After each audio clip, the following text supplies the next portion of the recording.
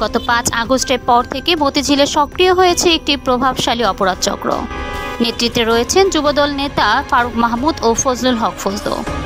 এই চক্রের সঙ্গে যুক্ত আছেন ৯ নং ওয়ার্ড যুবদলের মমিন ব্যাপারী, বিপ্লব হোসেন মিতু, রনি মোল্লা খোকন, চেয়ার ফারুক, টাকলা মিজান, ছাত্রদল নেতা আরিফ, হকার মাসুদ, কালা জাহাঙ্গীর, ভাঙারি লিটন, মাইনুল ইসলাম মাইনু, সেবক লীগের আলমগীর সহ আওয়ামী সহযোগী সংগঠনের বিভিন্ন নেতাকর্মী।